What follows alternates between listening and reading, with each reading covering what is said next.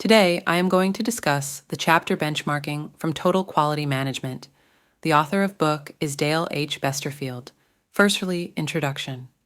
Benchmarking is a systematic method for organizations to measure themselves against industry best practices. It promotes superior performance by learning from best in class, understanding differences, and implementing changes for continuous improvement. Let's move to the next heading. Importance of benchmarking.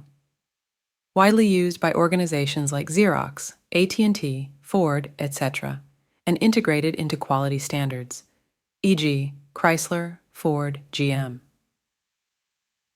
Malcolm Baldrige National Quality Award requires benchmarking external organizations. Benchmarking defined: systematic search for best practices, innovative ideas, and effective operating procedures. Historical context: Francis Lowell studied British textile mills in the 1800s. Key elements of benchmarking. Performance measurement requires metrics expressed numerically. Understanding performance differences crucial for improvement efforts. Benchmarking is about setting and meeting goals through process improvement. Reasons to benchmark. A tool for achieving business and competitive objectives when aligned with organizational strategy. External orientation reduces the risk of competition, catching organizations unaware. Allows objective goal setting based on external information and motivates personnel. Benchmarking process. External outlook is critical in a globalized world. Benchmarks inspire competition, notify of falling behind or missing improvements. Time and cost efficient due to imitation and adaptation rather than pure invention. Challenges of benchmarking. Best-in-class performance is a moving target. New technology can lead to significant performance improvements. Organizations must balance innovation and imitation for critical business functions. Process overview. Benchmarking involves adapting processes to fit organizational needs and culture. Core techniques involve 6 steps: decide what to benchmark, understand current performance, plan, study others, learn from data, use findings. AT&T and Xerox approaches. AT&T and Xerox adapt benchmarking to their needs. AT&T incorporates training and emphasizes personnel commitment, while Xerox integrates results into formal planning processes. Step 1. Deciding what to benchmark. Benchmarking can be applied to any business or production process. Critical success factors and mission statements guide the decision on what to benchmark.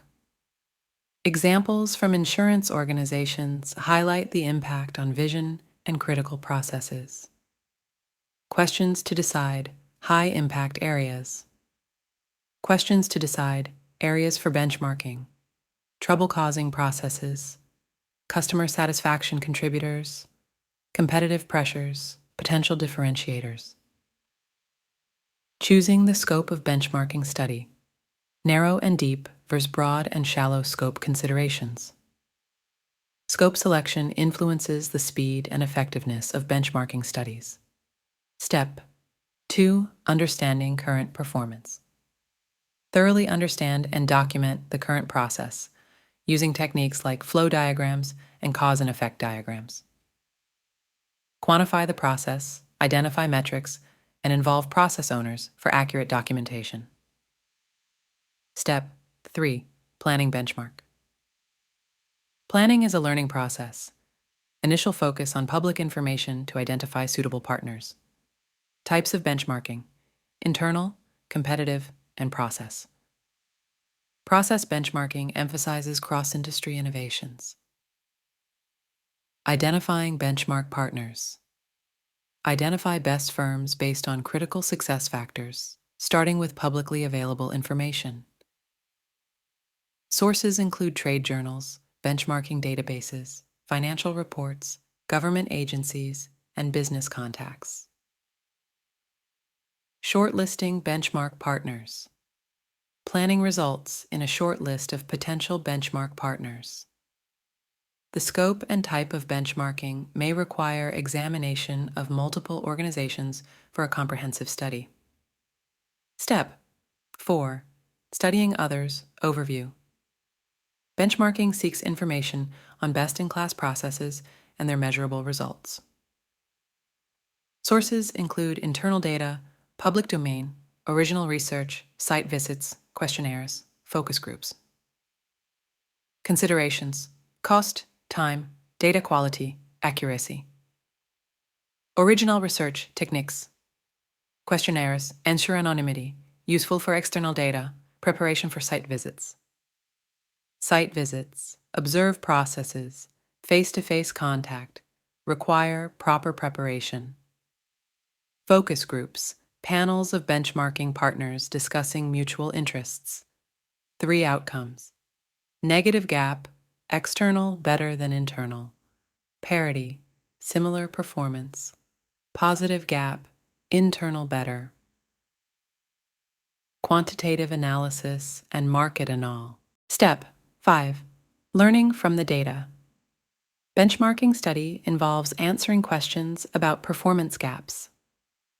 3 outcomes: negative gap, external better than internal; parity, similar performance; positive gap, internal better. Quantitative analysis and market analysis are ways to prove superiority. Quantifying best-in-class practices. Describing and quantifying superior processes at the detailed level. Identifying root causes of performance gaps.